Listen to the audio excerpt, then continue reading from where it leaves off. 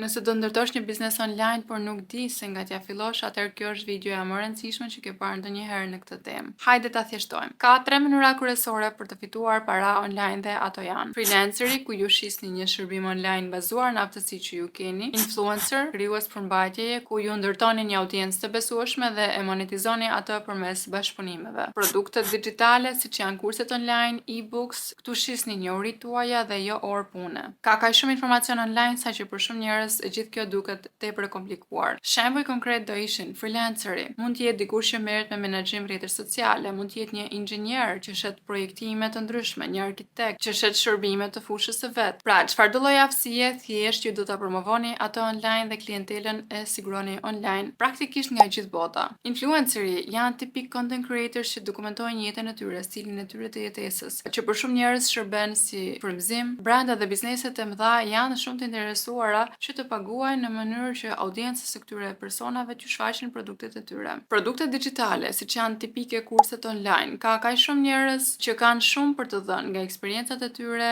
ekspertiza e tyre në fusha të caktuara. Edhe për këtë mënyrë ju duhet patjetër që të keni një audiencë të ngritur, e cila ju beson dhe që është e gatshme të blejë produktin tuaj. Dhe për të patur sukses në cilën do prej këtyre 3 mënyrave, janë disa aftësi shumë të rëndësishme që duhet punoni për to. E para, aftësi shitje. Pra, si ti tregoni dikujt pse ajo që ju ofroni vlen. E dyta, aftësi marketingu, si të flasësh me audiencën tënde, si të pozicionohesh në treg. E treta, aftësi krijimi, krijim përmbajtje, krijim videosh, editim dhe mbi të gjitha content që të sjell klient. Katërta, aftësi profesionale. Këtu prafutet ekspertiza që ti poshet. Mund të jetë diçka për të cilën ju keni punuar, diçka për të cilën jeni trajnuar, diçka për të cilën ju jeni gjithmonë në përmirësim të vazhdueshëm. Dhe lajmi i mirë, asnjë prej këtyre nuk lind me ty, të gjitha mësohen.